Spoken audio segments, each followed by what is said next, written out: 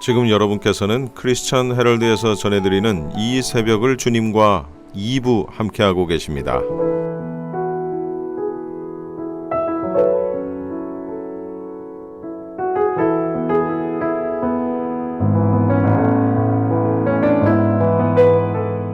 이 시간은 먼저 나성열린문교회 박헌성 목사님께서 민수기 14장 1절로 10절까지를 본문으로 축복의 삶을 위하여라는 제목의 설교 말씀해 주시겠습니다.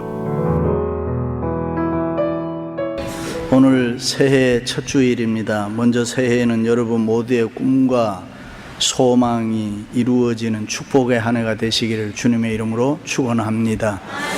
세상에는 귀한 게 많이 있습니다. 건강이 귀합니다. 죽고 나면 아무 소용 없잖아요. 건강하게 장수하게 오래 사는 것 중요합니다. 또 돈과 물질도 중요해요. 돈이 없어서 재물이 없어서 하고 싶은 일 못하는 것, 그것도 아름답지 않습니다. 명예도 귀합니다. 그러나 이러한 것들은 다 있다가도 없어지는 것이고 또 없다가도 있게 되는 것입니다. 그렇지만 한번 잃어버리면 다시 찾을 수 없는 것이 있습니다. 그것이 시간이라는 겁니다. 세월이라는 것입니다. 시간, 세월 정말 귀한 것입니다. 그러므로 우리는 주어진 인생을 정말 잘 살아야 될 줄로 믿습니다. 믿음으로 살아야 돼요. 하나님 사랑하고 살아야 됩니다. 하나님의 영광을 위해서 크로노스의 시간, 가치 있는 시간을 살아야 될 줄로 믿습니다. 시간이 없습니다. 결코 후회하는 삶을 살아서는 안 되는 것입니다. 믿습니까? 건강하고 긍정적인 즐거운 삶이라는 글에 보면 이렇게 쓰여 있습니다. 샤워할 때는 노래를 하라. 완벽함이 아닌 탁월함을 위해 노력하라. 매일 사람을 칭찬하라. 단순하게 생각하라. 크게 생각하되 작은 기쁨을 잊지 말아라. 당신이 알고 있는 가장 밝고 정열적인 사람이 되라. 충성한 후에 요구하라. 부정적인 사람을 멀리하라. 지속적인 자기 발전에 전념하라. 상대방의 눈을 보라. 먼저 인사하는 사람이 되라. 새로운 친구를 사귀되 옛 친구를 소중하게 여겨라. 비밀은 반드시 지키라. 상대방이 내미는 손은 거부하지 말라. 남을 비난하지 말라. 삶의 모든 부분을 책임져라. 사람들이 당신을 필요로 할 때 거기에 있어라. 때로는 다른 사람의 식대를 내어주어라. 삶이 공정할 거라고만 기대하지 말라. 사랑의 힘을 너무 얕보지 말라. 설명하기 위해서가 아닌 주장할 수 있는 생을 살아라. 실수했다고 말하는 것을 두려워하지 말아라. 약속은 반드시 꼭 지켜라. 자신의 행운을 기다리라. 새해에 다 그렇게 살 수 있기를 바랍니다. 어떤 교회 목사님이 새해를 맞이하면서 교우들을 모아놓고 저들에게 하얀 종이를 하나 나누어 주고 여러분의 마음의 소원을 그 종이에다 적으세요 그랬습니다. 사람들은 자기가 생각하고 있는 바람, 이 소원에 대해서, 꿈에 대해서 적었습니다. 그런가 하면 또 어떤 사람은 신통치 않게 생각해서 내가 여기 적는다고 해서 뭐가 되겠나, 소원이 이루어지겠나 시시하게 생각하고 일부러 적지 않았습니다. 종이를 다 거두면서 목사님이 그곳에 모인 사람들에게 이렇게 말하며 용기를 북돋워 주었습니다. 여러분들의 마음속에 품고 있는 그 소원을 여러분의 삶의 목표로 정하시기 바랍니다. 그리고 여러분의 소원을 하나님께서 반드시 이루어 주신다는 확신을 가지고 믿음으로 기대하며 하루하루 살아가시기를 바랍니다. 여러분의 소원은 반드시 이루어질 것입니다. 그리고 여러 해가 지났어요. 그 목사님은 그 교우들을 상대로 다시 조사를 해보았더니 놀라운 결과가 나왔습니다. 자기 마음속에 소원과 목표를 가지고 살아간 사람들은 한 사람도 빠짐없이 그 목표를 달성할 수 있었다. 학위 받기를 원한 사람은 학위를 받았고, 좋은 집을 원했던 사람은 좋은 집에 살고 있었고, 돈을 좀 많이 벌었으면 좋겠다 한 사람은 돈을 많이 벌어서 부자가 되었고, 결혼하고 싶다 하는 사람은 결혼을 했고, 아이를 낳고 싶다 하는 사람은 아이를 낳았고, 그러나 또 놀라운 사실은 소원이 없었던 사람, 목표가 없었던 사람은 또 하나도 이루어진 것이 없더라. 새해를 시작하면서 여러분 어떤 소원, 어떤 목표를 가지고 있습니까? 마음으로 그려보시기를 바랍니다. 마음으로 이렇게 적어보시기를 바랍니다. 그리고 그 소원, 여러분들이 세운 그 목표 그대로 하나님께서 이루어 주실 줄로 믿고 살아가시기를 바랍니다. 하나님이 반드시 우리가 가지고 있는 꿈과 소원을 이루어 주실 줄로 믿습니다. 일찍이 시편 기자는 내 입을 넓게 열라 그리하면 내가 채우리라. 그렇습니다. 채워주시는 것은 하나님이 해주시는 일이고 우리가 해야 될 일은 입을 벌려라 그런 말입니다. 일찍이 솔로몬은 우리의 생각과 마음의 상태에 따라서 우리의 생활과 운명이 달라진다. 믿으시면 아멘? 그렇습니다. 새해에도 우리의 삶의 태도에 따라서 우리의 삶의 결과가 엄청나게 달라질 것입니다. 우리의 삶의 모습대로 축복의 세계가 우리의 삶에 만들어질 것입니다. 우리가 생각하고 우리가 말하고 생각하고 우리가 행동한 대로 열매를 맺게 될 것입니다. 믿습니까? 일찍이 이스라엘 백성들이 가나안 땅에 들어가기 직전에 12정탐꾼을 먼저 보내서 조사를 했습니다. 일찍이 하나님께서 모세를 통해서 들려주셨던 젖과 꿀이 흐르는 땅이 과연 어떤 땅인가? 정말 사람이 살기 좋은 땅인가? 아니면 우리가 그곳을 정복하고 우리의 땅으로 만들 수 있을 것인가 하는 조사를 했습니다. 12정탐꾼이 40일 동안 조사를 해서 돌아와서 바란 광야 가데스에서 모세와 이스라엘 백성들 앞에서 보고를 하는 것입니다. 크게 두 부류로 나누어져야 하나는 믿음 있는 긍정과 믿음 없는 부정으로 나누어지는 것입니다. 먼저 10명의 보고는 이렇습니다. 과연 그 땅은 젖과 꿀이 흐르는 땅이 맞습니다. 그런데 문제는 그 땅은 좋은데 현재 그곳에 살고 있는 원주민들이 우리보다 힘이 셉니다. 키가 큽니다. 능력이 더 많습니다. 그러니까 우리보다 훨씬 더 강하게 보였습니다. 성읍은 견고해서 우리가 쳐들어가 이기기에는 턱없이 부족합니다. 어렵게 보입니다. 그들에 비하면 우리는 메뚜기 같습니다. 소위 메뚜기 콤플렉스를 이야기했습니다. 그러므로 땅은 살기 좋지만 우리가 그들과 싸워서 이길 수 없습니다. 불가능합니다. 그 땅 정복할 수 없습니다. 그러니까 그냥 밀어버리고 포기합시다. 믿음 없는 안 된다는 부정의 보고인 것입니다. 이 소리를 듣고 이스라엘 백성들이 밤새도록 통곡했다. 원망하고 불평했다 그랬습니다. 이때 눈의 아들 여호수아와 여분네의 아들 갈렙은 아닙니다. 무슨 말을 그렇게 합니까? 우리는 할 수 있습니다. 우리는 정복할 수 있습니다. 그 땅은 정말로 아름다운 땅입니다. 너무 좋은 땅입니다. 그 땅은 젖과 꿀이 흐르는 축복의 땅입니다. 하나님의 약속한 땅이기 때문에 우리는 그 땅에 올라가면 능히 이길 수 있습니다. 여호와 하나님이 도와주시면 우리는 얼마든지 할 수 있습니다. 여호와께서 우리를 기뻐하시면 우리를 그 땅으로 인도해서 그 땅을 우리와 우리 자손에게 주실 것입니다. 우리는 하나님을 믿습니다. 믿음으로 전진합시다. 하나님 거역하면 안 되는 것입니다. 그 땅 백성을 두려워하면 안 되는 것입니다. 우리는 하나님을 믿는 하나님의 자녀인 것입니다. 그들은 우리의 먹이 밥이라고 했습니다. 여호와 하나님이 우리에게 함께 해 주실 것입니다.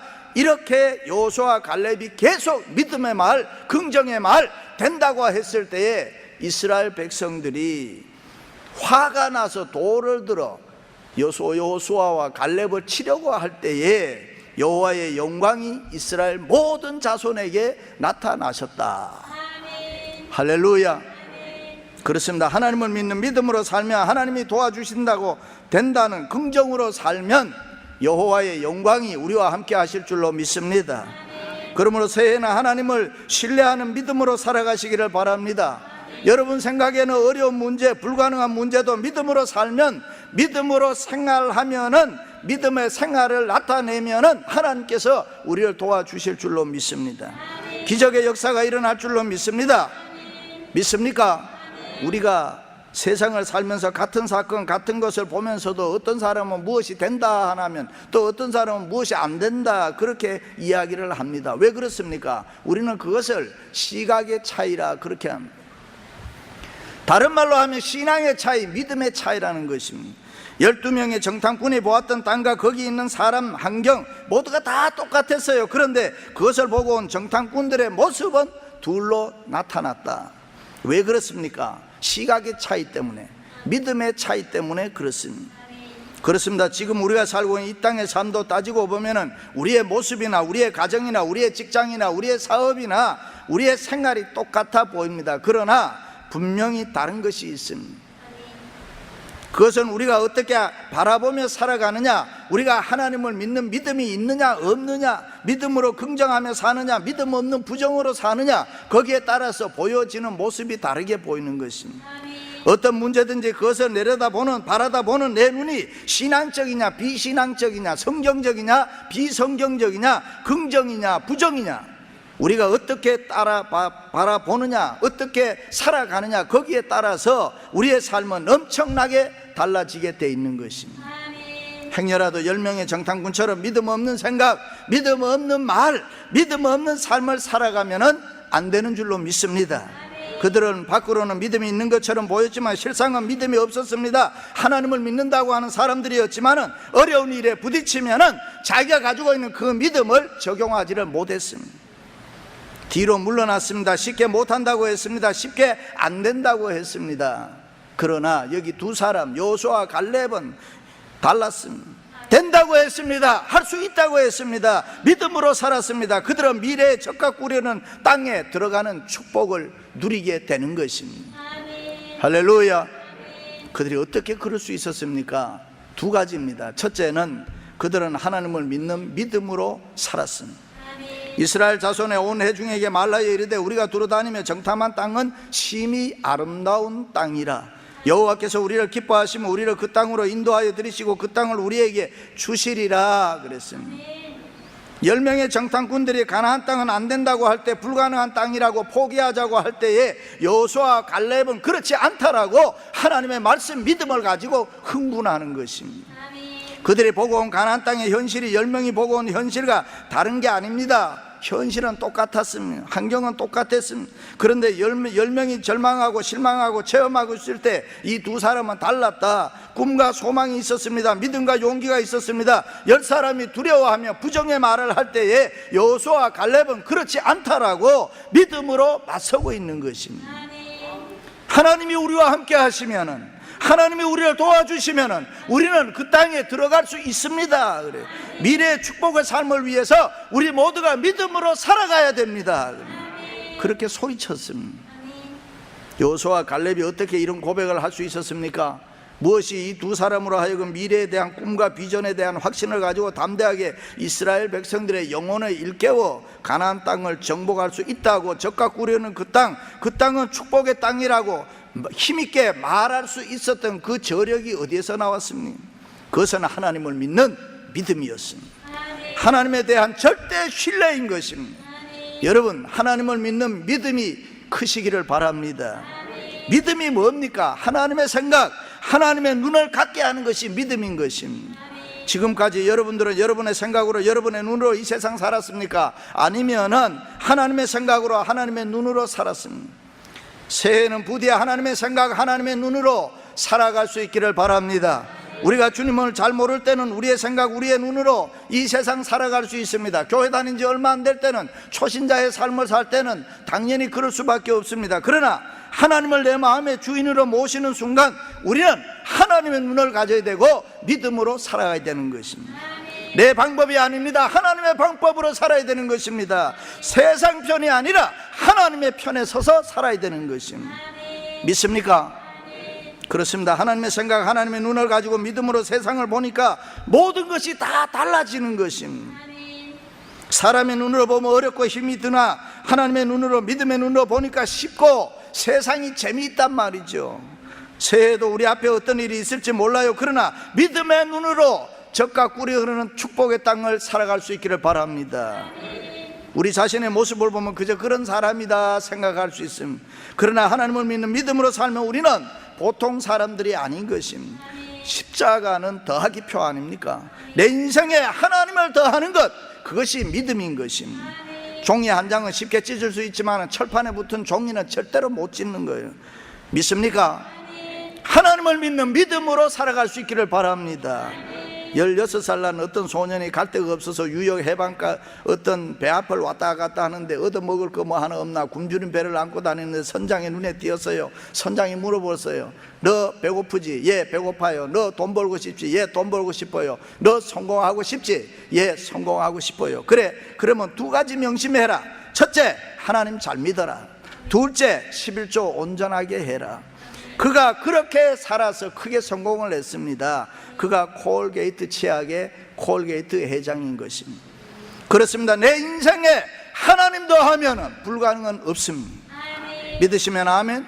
하나님이 없이 문제를 보면 우리는 할 수 있는 일이 하나도 없어요. 그저 낙심하게 되고 실망하게 되고 좌절할 수밖에 없습니다. 그러나 전능하신 하나님을 믿는 믿음으로 살면 새해는 축복의 삶이 될 줄로 믿습니다. 그 하나님을 믿는 믿음으로 이 새해를 복되게 살아가시기를 주님의 이름으로 축원합니다.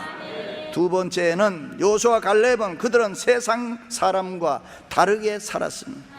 그러나 내 종 갈렙은 그 마음이 그들과 달라서 나를 온전히 따랐은즉 그가 갔던 땅으로 내가 그를 인도하여 드리리니 그의 자손이 그 땅을 차지하리라. 다르게 살았다는 말 두 가지인 것입니다. 보통 사람들은 인생이 같다라고 생각하는데 그렇지 않습니다. 하나는 온전히 쫓았다는 것이고 또 하나는 순종했다는 것입니다. 사람들이 인생 같다고 생각해요. 하루에 밥 세 끼 먹고 결혼하고 아들 딸 낳고 일하며 돈 벌다가 그렇게 살다가 가는 것이 인생이라 그렇게 합니다. 그러나 여러분, 인생의 내용은 사람마다 엄청나게 다르잖아요. 여호수아와 갈렙은 분명히 다르게 살기로 결심한 사람들이에요. 언제나 하나님 편에서 살았어요. 언제나 주님 편에서 살았어요. 하나님과 세상 사이에서 절대로 머뭇거리지 않았습니다. 그러나 10명의 정탐꾼들은 지식이나 이론이나 경험이나 노하우를 앞세우면서 여러 가지 애써도 안 된다라고 했습니다. 앞이 보이지 않으니 포기하자고 했습니다. 그렇습니다. 사실 여부를 떠나서 뭐가 안 된다, 어렵다, 힘들다라는 부정적인 이야기는 주변 사람들에게 공동체에 좋지 않은 영향을 미칩니다. 그래서 부정적인 말하는 사람을 멀리해야 되는 것입니다. 10사람의 부정적인 보고를 들었을 때에 이스라엘 백성들이 어떻게 했어요? 온 회중이 소리 높여 부르짖으며 밤새도록 곡하였더라. 울긴 왜 울어요? 왜 울어요? 현재 미래를 똑같이 보고 있기 때문에 우는 거 아닙니까? 여러분, 과거가 아무리 화려하고 좋았어도 우리가 살아갈 새해 미래가 더 좋은 날이 있을 줄로 믿습니다. 모든 이스라엘 백성들이 낙심하고 절망하고 부정적으로 원망하고 불평하며 살아가는데 여호수아와 갈렙은 미래의 축복을 위해서 우리는 보통 사람과 다르게 살겠다. 그럴 때 여호와의 영광이 임한 줄로 믿습니다. 할렐루야. 그렇습니다. 새해 축복의 삶을 위해서는 분명히 세상 사람과 다르게 살기로 결심하시기를 바랍니다. 그럴 때 하나님이 우리를 도와주시는 겁니다. 여러분, 내가 예수 믿는 그리스도인이다 라고 말할 때에 여러분 주위에 예수 안 믿는 친구들과 뭐가 다르다고 생각해요? 딱 하나, 하나님 믿는 믿음 있는 거, 그거 하나밖에 다른 게 없어요. 그들이 소망이 없다고, 그들이 원망하고 불평하고 있을 때, 그들이 낙심하고 있을 때 나는 과연 하나님을 믿는 믿음으로 다르게 살고 있는가? 하나님을 믿는 믿음이 나에게 있다면 과연 나는 지금 어떻게 살아야 될까? 살펴보시기 바랍니다. 1960년 미국의 등반대가 에베레스트 산을 정복하려고 했지만은 여러 팀이 수차례 실패했습니다. 그 중에 한 팀이 다시 떠나려고 할 때에 교수 심리학자들이 인터뷰를 했습니다. 당신들이 이번에 가면 그 산 정복할 수 있습니까? 한 청년이 말했어요. 그렇게 되기를 바랍니다. 또 한 청년이 말했어요. 최선을 다해야지요. 또 한 청년이 말했어요. 한번 해보지요. 그런데 마지막으로 짐 위트카라는 청년이 우리는 할 수 있습니다. 1963년 5월 1일에 4명의 친구를 그 산에 묻고 짐 위트카는 에베레스트 정상에 미국의 성조기를 꽂았습니다. 지금도 우리 옆에 있는 이민생활 어렵게 하시는 분들, 힘들다고 죽고 싶다고 할 때 여러분 뭐라고 말할 겁니까? 아닙니다. 인생은 살만한 가치가 있습니다. 용기를 내세요. 하나님을 믿으면 세상이 달라집니다. 나를 보세요. 나는 행복한 사람입니다. 나는 열린 문의 교인입니다. 그렇다면 하나님은 나는 할 수 있다라는 믿음의 사람을 도와주십니다. 하나님은 오늘도 믿음으로 다르게 사는 사람을 찾아서 복 주시기를 원하십니다. 그런 사람들을 기뻐하시는 것입니다. 여러분, 새해 축복의 삶을 살기 위해서 세상 사람과 분명하게 다르게 살기를 결심하시기 바랍니다. 할렐루야. 문제 하나 낼게요. 거북이와 토끼가 땅에서 경주하면 누가 이겨요? 뭐가 그렇게 어려워? 이 문제가 토끼가 이기겠지. 그러나 지혜로운 거북이는 땅에서 경주 안 하는 거예요. 바다에서 하자 그러는 거예요. 바다에서 토끼하고 경주하면 거북이하고 누가 이기겠어요? 거북이가 이긴단 말이죠. 성도는 이 세상 살아갈 때에 성도답게 살아가야 됩니다. 믿음으로 하나님 붙잡으시기를 바랍니다. 그리고 온전히 순종하시기 바랍니다. 여호수아와 갈렙은 온전히 하나님을 순종했습니다. 다시 말해 그들은 믿음으로 온전히 하나님을 쫓았고 그들의 마음은 달라서 온전히 하나님을 신뢰했고 그들은 하나님을 온전히 순종했다. 순종은 아름다운 것입니다. 위클리프 성경 번역에서 나오는 난곡방언이라는 기간지가 있습니다. 여기에 이런 이야기가 실려 있어요. 어떤 선교사가 남미의 어떤 마을을 들어가서 성경을 번역하고 있는데 그 마을 언어 가운데서 순종이라는 단어가 뭘까, 어떻게 번역하면 좋을까 고민하고 있는데 어떤 아버지가 아들에게 심부름을 시키는 장면을 봅니다. 그때 아버지가 아들에게 두 가지를 이야기해요. 하나는 그 일을 내가 꼭 해야 된다 하는 거고, 또 하나는 내 마음을 나누지 말라. 너가 심부름 가는 동안에, 그 일을 하는 동안에 내 마음을 나누지 마라. 그때 선교사가 순종에 대해서 번역하기를 마음을 나누지 않고 모든 마음으로 따라가는 것이라고 번역을 했습니다.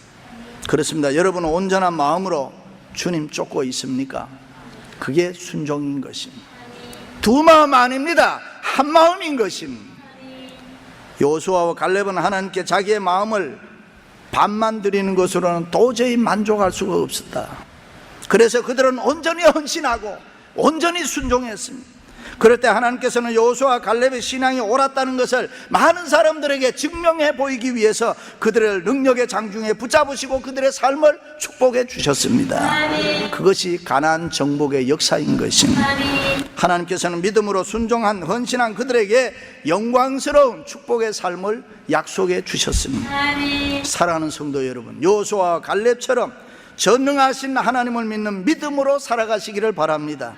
세상 사람과 분명히 다르게 살기를 원합니다. 온전히 하나님을 쫓으며 순종함으로 새해에는 축복의 삶을 살아갈 수 있기를 주님의 이름으로 축원합니다.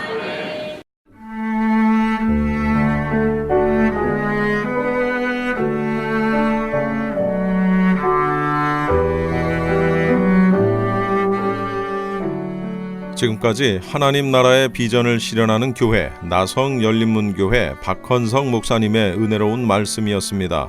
나성열린문교회는 3251 웨스트 유가 스트리트 LA에 위치하고 있으며 교회에 대한 안내나 신앙 상담은 나성열린문교회 213-383-2600 213-383-2600으로 하시기 바랍니다. 이어서 안디옥 장로교회 지윤성 목사님께서 창세기 47장 7절로 10절까지를 본문으로 한 해를 뒤돌아보며 라는 제목의 설교 말씀해 주시겠습니다. 이분들의 이 대화를 통하여서 우리는 다시 한번 우리가 살고 있는 이 인생이 무엇인가 하는 것에 대해서 우리가 한번 생각을 해볼 수 있는 그런 중요한 대화들을 우리 본문은 기록을 하고 있습니다. 우리가 오늘 본문의 말씀을 통하여서 나의 현재의 모습과 위치, 하나님 앞에서 내가 어떤 모습이었는가, 내가 과연 어떻게 어디로 갈 것인가, 우리가 한번 이러한 문제들에 대해서 진지하게 자신의 삶을 한번 생각을 해보시기 바랍니다. 여러분, 덧없이 지나가는 인생 아무 생각 없이 보내다가 그저 시간만 보내다가 덜커덕 주 앞에 서는 날이 있을 겁니다. 우리가 만약 그렇게 되면은 얼마나 부끄럽겠습니까? 얼마나 초라하겠습니까? 우리는 아직까지 기회가 있습니다. 숨이 끊어지지 않는 시간까지 우리는 기회인 것입니다. 우리는 잘 정리를 해야 될 줄 압니다. 먼저 이 연말에 우리가 생각해 볼 수 있는 본질적인 문제가 무엇인가? 첫째로 2015년 한 해 나는 어떤 삶을 살아왔습니까? 한번 뒤돌아보시기 바랍니다. 믿음의 거장과 바로의 첫 만남을 통하여서 이런 대화가 서로 오고 가는 것을 봅니다. 8절에 보면은 바로가 야곱에게 묻습니다. 뭐라고 묻습니까? 내 연세가 얼마뇨? How old are you? 이렇게 묻습니다.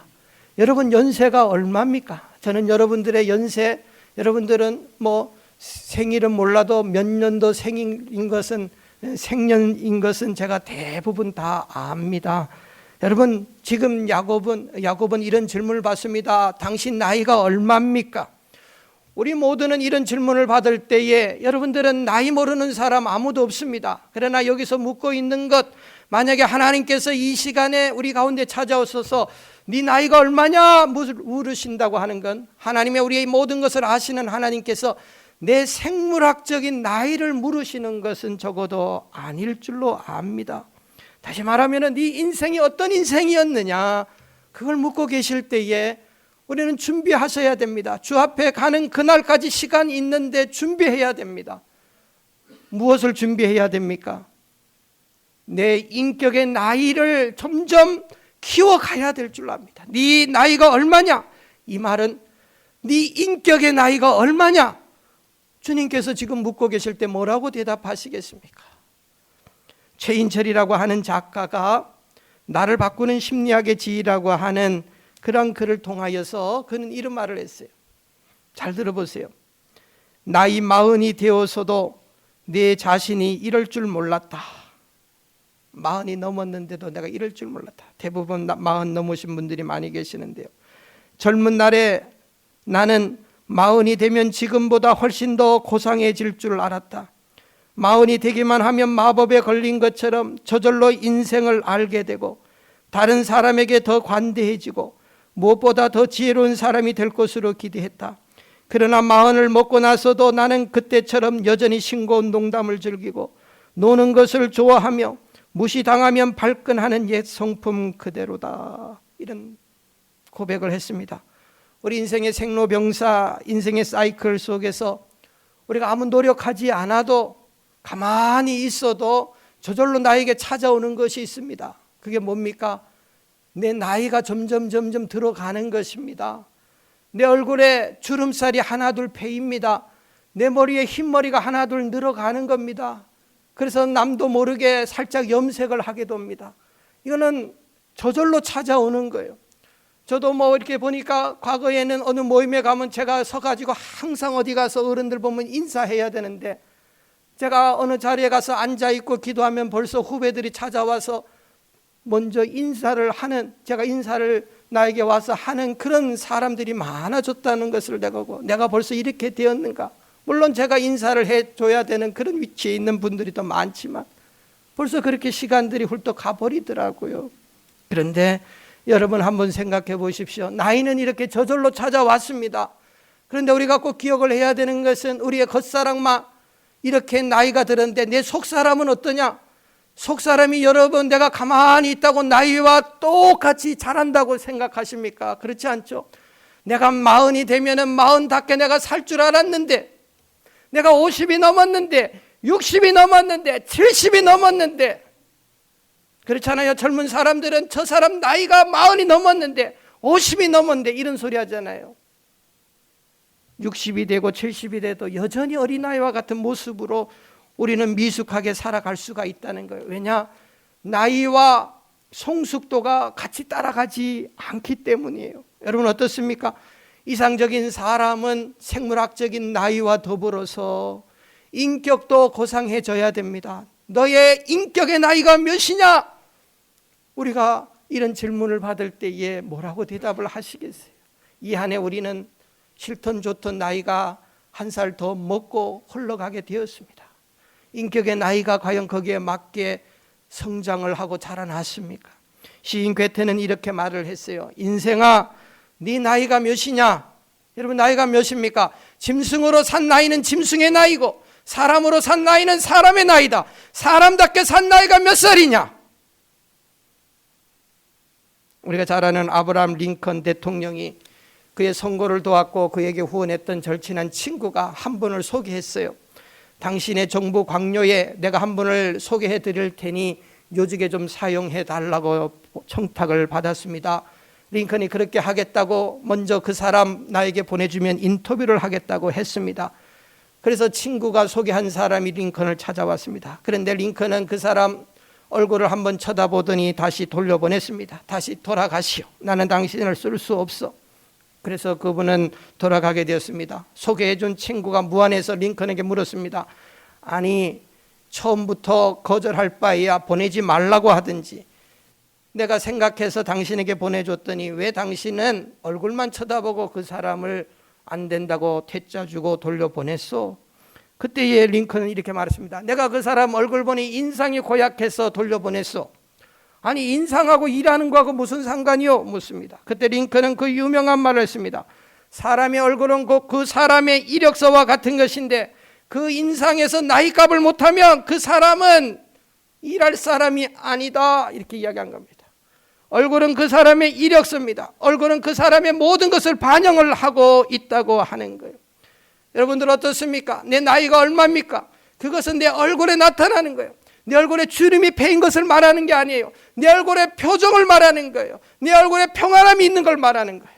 예수 믿는 사람들 가운데서 고생과 염려, 걱정 가운데 살지만 항상 편안하고 기쁨이 있는 사람들이 있어요. 그러나 어떤 사람은 항상 얼굴이 미소가 없는 사람이 있어요. 제가 이렇게 강단해 보면은 얼마나 삶이 찌들면 저렇게 인상을 쓰고 있을까, 이런 사람도 있어요.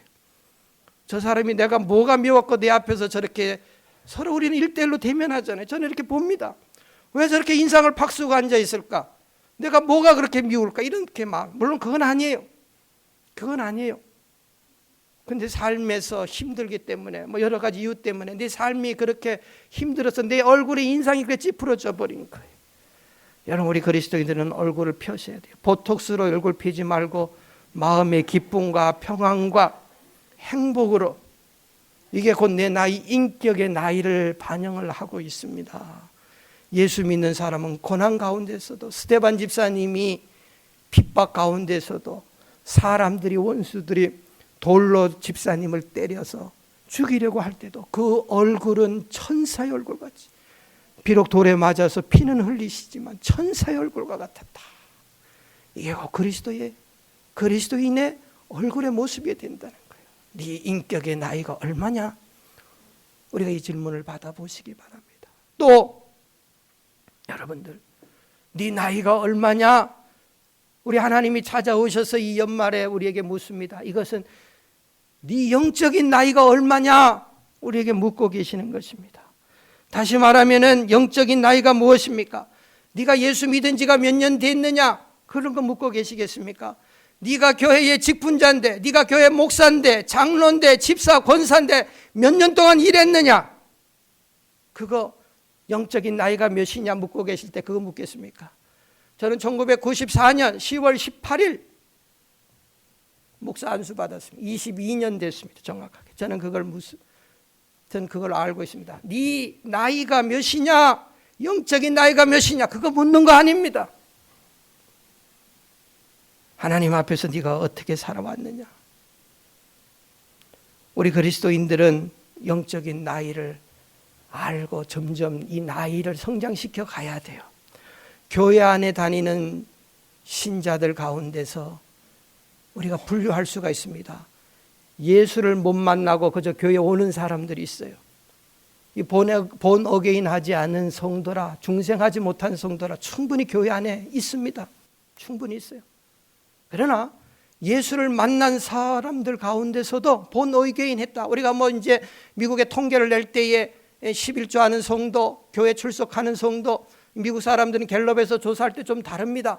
본 어게인 한 성도들을 따집니다. 정말 예수님을 만나서 중생한 사람들이 몇 프로냐, 이게 진짜 신도거든요. 근데 이 본 어게인한, 예수를 만나도 갓 태어난 어린아이와 같은 사람이 있고 점점 이 영적으로 자라나는 성도들이 있어요.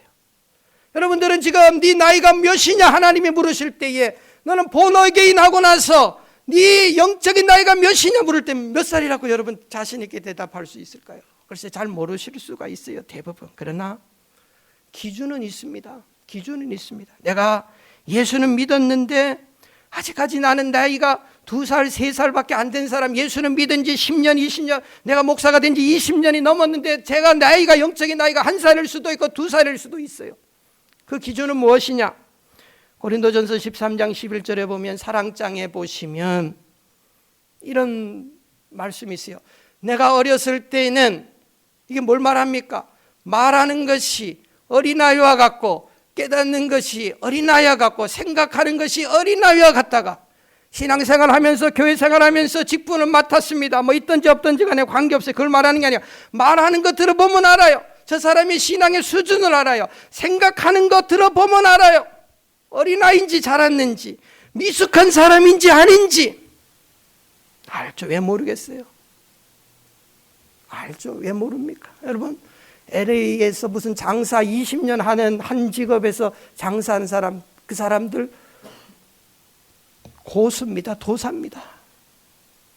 제가 한 27년 정도 교육자 생활을 했어요. 보면 알죠. 왜 모르겠어요? 말을 안 해서 그렇지. 영적으로 몇 살입니까?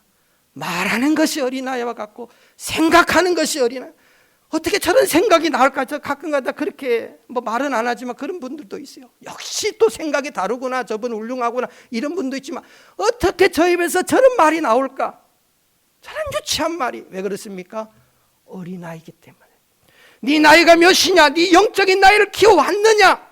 이걸 묻고 계세요. 그러나 어른의 나이는 무엇입니까? 영적으로 어른이 된 사람은 무엇을 말합니까? 계속해서 말하잖아요. 11절에 어린아이와 같다가 11절에 뭐라고 말합니까? 장성한 사람이 되어서는 어린아이의 일을 보려느라. 말하는 것도 어린아이처럼 유치하게 삐지고 뭐 유치하게 뭐 어쩌고 다 어린애예요. 나이와 관계없이. 그러나 신앙이 성숙하고 자라면 영적인 경지, 영적인 사람이 돼버리면 이 어린아이의 일을 벗어버리는 거예요. 어린아이의 일을 벗어버리는 거예요. 생각하는 것도 어른, 말하는 것도 어른스럽게, 깨닫는 것도 영적으로 어른답게 하는 그런 사람으로, 바로 이런 사람으로 바뀌게 된다는 거예요. 자, 여러분, 육신의 나이가 한 해 지나면서 더 먹게 되었습니다. 영적인 나이 한 해 지나고 신앙생활 더 하셨는데 영적으로 과연 더 성숙해졌습니까? 어린아이의 티를 우리가 점점 더 벗어가고 있습니까? 말하는 것이 어린아이처럼 유치하고 지저분하고 어린아이와 같은 말을 합니까? 생각하는 것을 우리가 점점 더 고상한 쪽으로 이 세상 하는 이 저급한 생각과 말과 행동들을 우리가 그대로 합니까? 우리는 적어도 본어게인한 크리스찬으로서 그때부터 영적인 나이가 시작이 되는데, 내가 직분 맡은 해가 영적인 나이가 시작이 아니고 정말 거듭나서 주님 만나고 나서부터 새 사람으로 사는 그때부터 시작인데, 2해, 3해가 지나도 하나도 영적인 나이가 안 자라면 우리 주님 앞에 설 때에 부끄러운 겁니다. 네 나이가 얼마냐? 영적인 나이 얼마냐? 세 번째로 네 나이가 얼마냐? 이 말은 네가 하나님 앞에 살아온 연수를 네가 한번 해봐라. 너를 위해서 살아온 연수 말고 하나님을 위하여, 하나님의 영광을 위하여서 살아온 그 시간의 연수가 과연 얼마가 되느냐? 이 연말에 우리에게 그런 질문을 주님이 부른 듯 하실 때에 몇 년이라고 우리가 고백할 수가 있을까요? 지난 세월, 지난 수많은 세월들, 내 인생의 허다한 시간들 어떻게 살아왔습니까? 주를 위하여서 우리 어떻게 했는지. 마태복음 25장에 보시면 그 유명한 우리가 잘 아는 달란트 비유가 나오죠. 한 달란트 받은 자는 결국은 책망을 듣고 어두운 곳으로 주인에 의해서 내쫓깁니다. 매맞고 내쫓깁니다. 악하고 게으른 종아, 슬피 울며 이를 갈미 있으리라. 그러나 칭찬받은 2달란트, 5달란트 받은 그런 충성된 종이 있었습니다. 저와 여러분들 이런 종이 되기를 원합니다. 어떤 칭찬을 듣습니까? 마태복음 25장 19절에 보면, 여러분 한 해 살아오셨는데 이 한 해 테스트가 끝난 거예요. 재시험 없어요. 끝이에요. 오랜 후에 그 종들의 주인이 돌아와 저희와 회개할세 반드시 반드시 카운트하십니다. 회개하십니다. 2015년에 대해서는 반드시 회개하십니다. 여러분, 회개합니다. 어떻게 살아오셨습니까? 지난 날의 삶은 반드시 회개합니다. 앞으로도 회개하실 거예요. 칭찬받고 우리가 주 앞에서 기쁨, 영광 돌리기 위해서 뭐 해야 됩니까? 오늘 마태복음 25장 21절에 보면 주인이 하신 말씀이 있어요. 예수님의 마음이에요.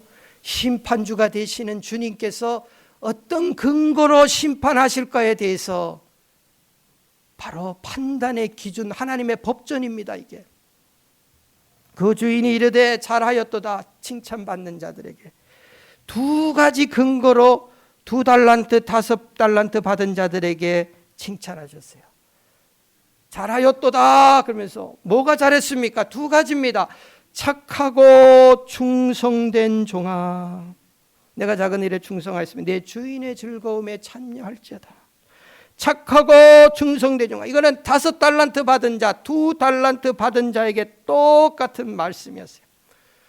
하나님께서 보시는 판단의 근거가 뭡니까? 지난 한 해 어떻게 살아오셨습니까? 여러분 뒤돌아보실 때에 첫째로 착한 삶을 사셨습니까? 착한 삶, 말하는 것이 어린아이와 같고 생각하는 것이 어린아이와 깨닫는 것이 어린아이와 같다가 어린아이의 일을 버렸어요. 이제 뭡니까? 생각하는 것이 착하고 말하는 것이 착하고 행동하는 것이 착하고 고상하고, 이게 예수 믿는 사람과 무슨 관계인가? 아니에요. 내가 그리스도를 만났습니까? 사탄 마귀의 그 속박에서 벗어나 주의 은혜로 구원받았습니까?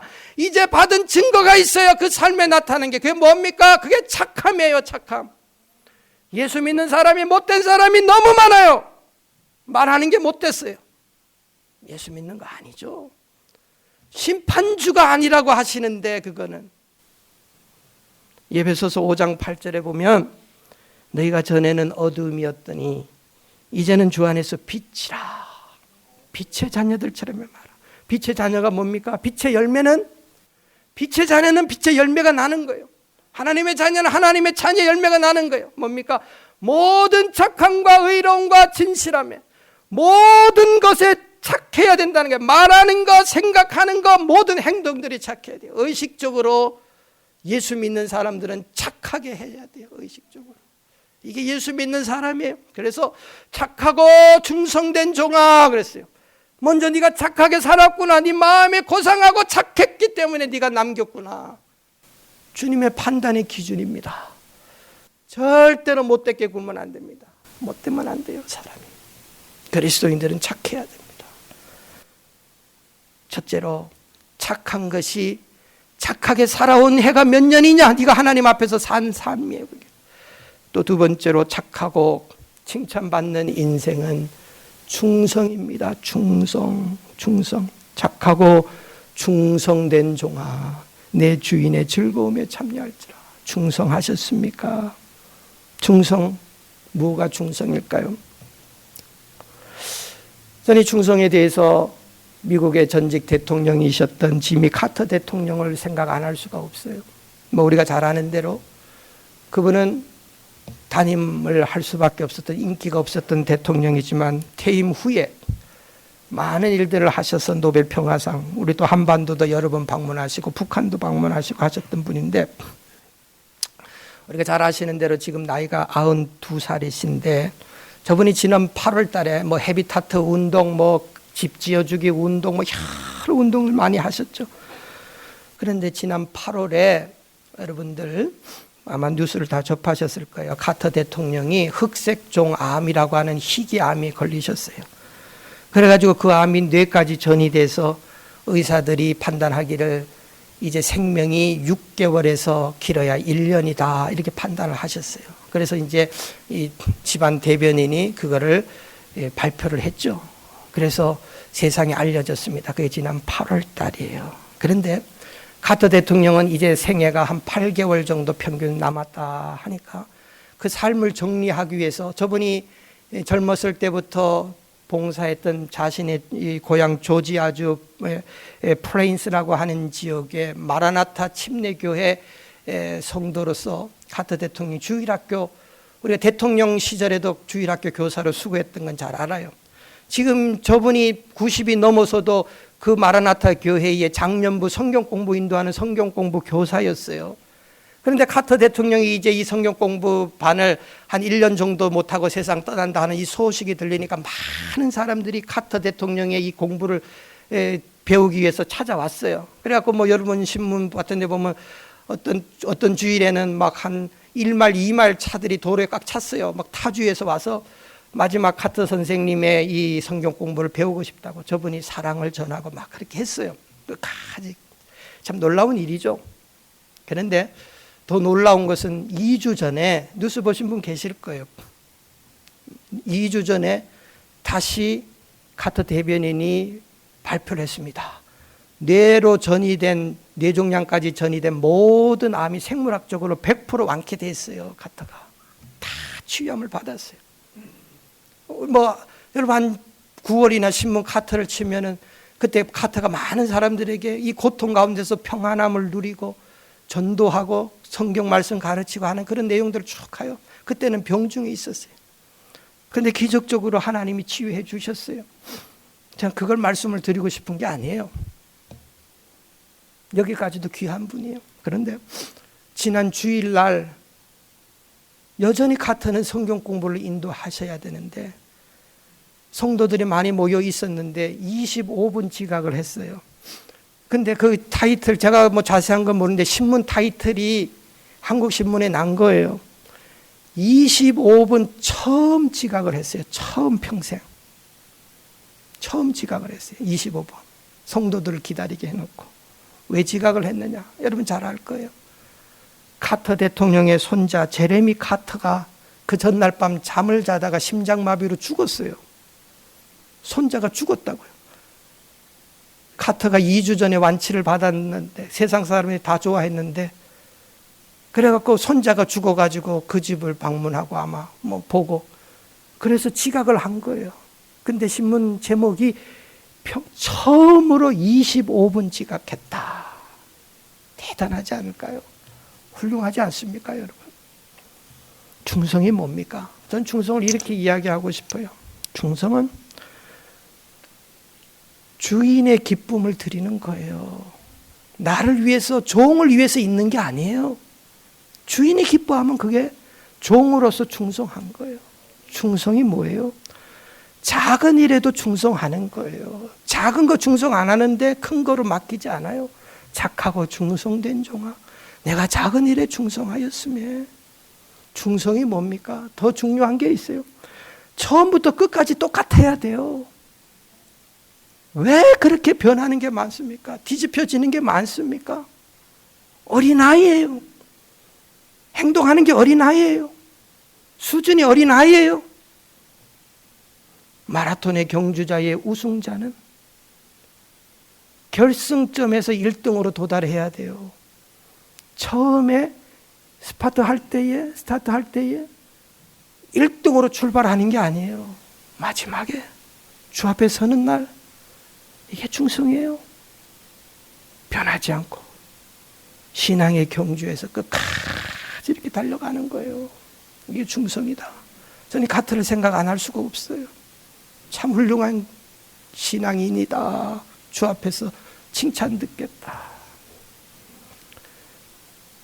네 나이가 얼마냐? 나를 위해 몇 해 살아왔느냐?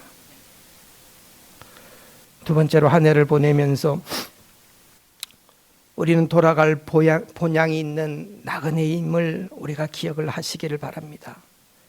바로가 묻습니다. 야곱에게 내 연세가 얼마뇨? 당신 나이가 얼마입니까? 야곱이 눈을 지그시 감고 회상합니다. 그러면서 그의 고백이 9절에 야곱이 바로에게 고하되 나그네 길의 세월이 130년이니이다. 그러면서 또 말합니다.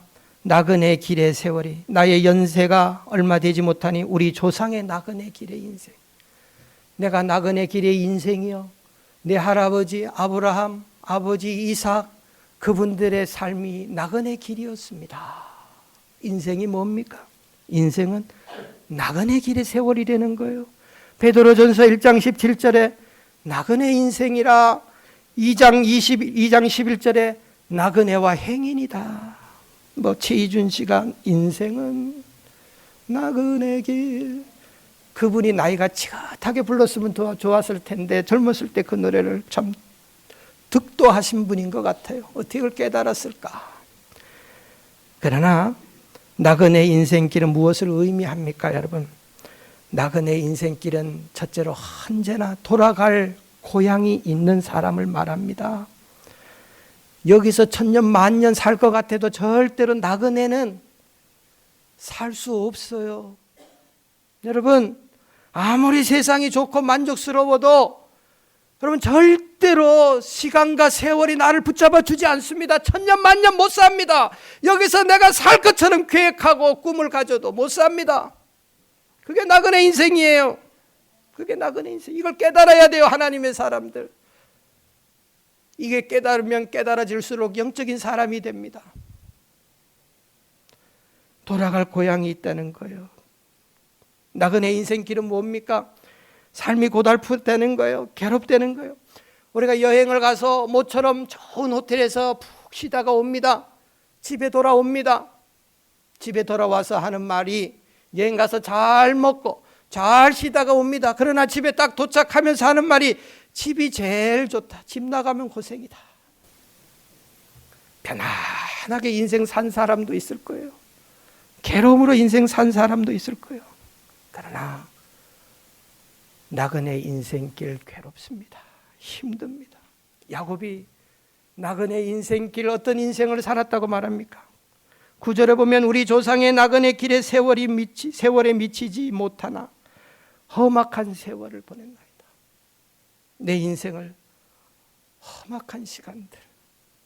야곱이 태어날 때부터 쌍둥이 형제로서 서로 각축전을 벌이고 부모의 사랑을 차지하기 위해서 노력합니다.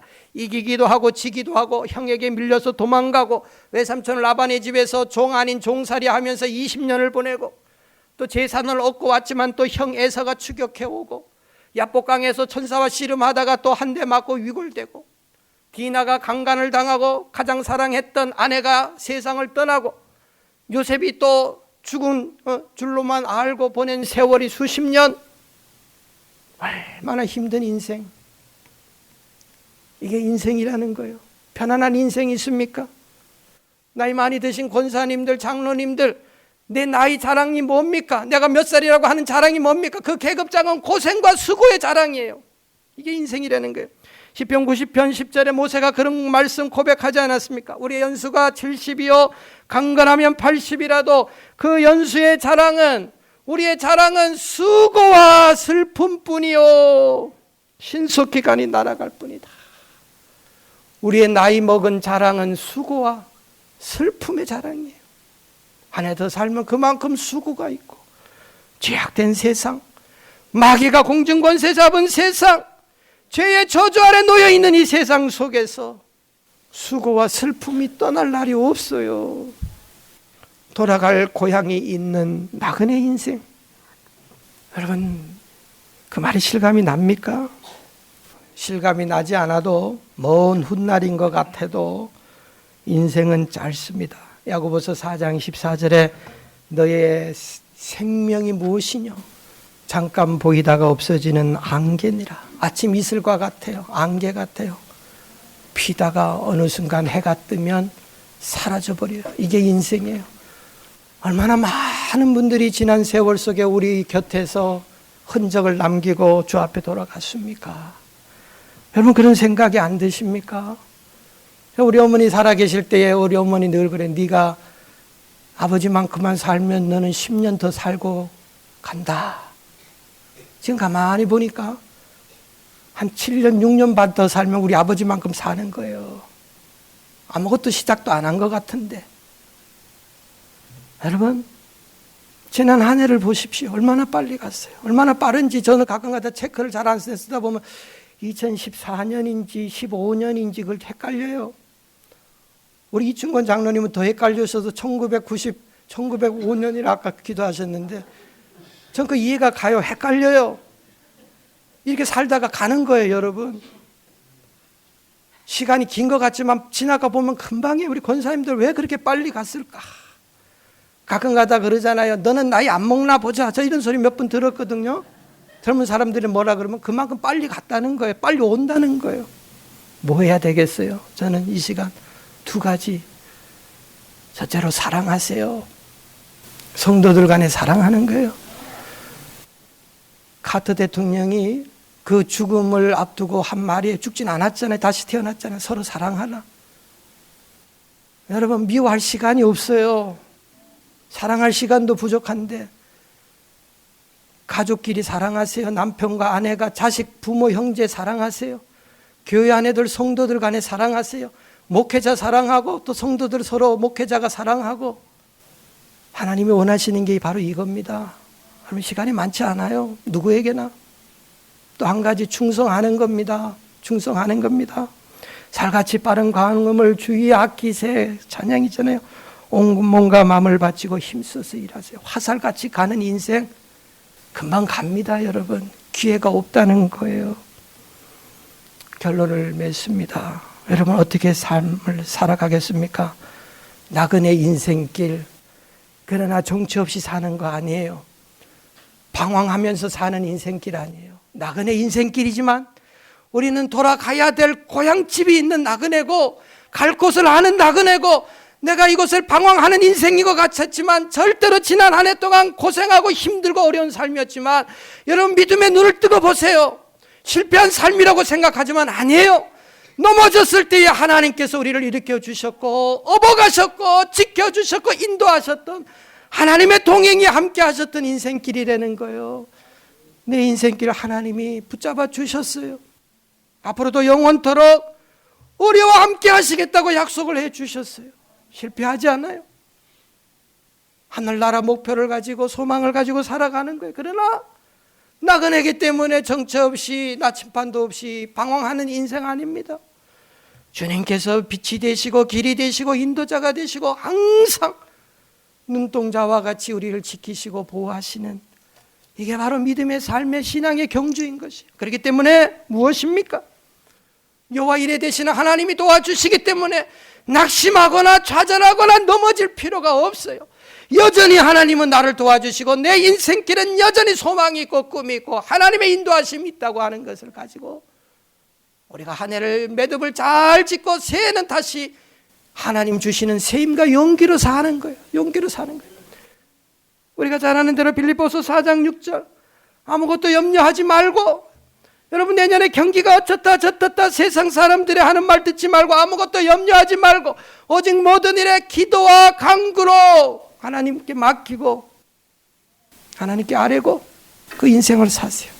빌립보서 4장 19절 같이 한번 읽고 마칩니다. 4장 19절 내년도에 하나님께서 우리의 삶 가운데 역사하실 수 있도록 시작. 나의 하나님이 그리스도 예수 안에서 영광 가운데 그 풍성한 대로 너희 모든 쓸 것을 채우시리라. 하나님의 이러한 축복이 일어나기를 소원합니다. 기도합니다.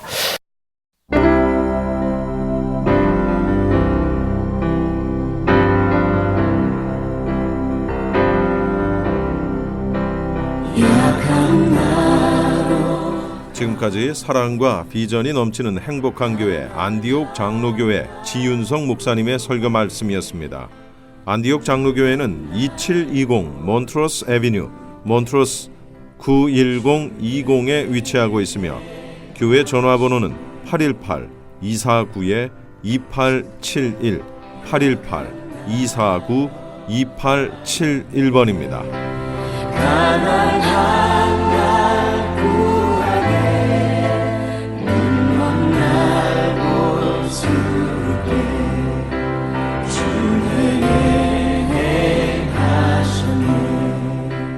지금까지 여러분께서는 크리스천 헤럴드에서 제공해드린 이 새벽을 주님과 1부, 2부 함께 하셨습니다. 오늘도 주님 안에 거하는 하루, 승리하는 하루 보내시기 바랍니다. 저는 내일 뵙겠습니다. 고맙습니다.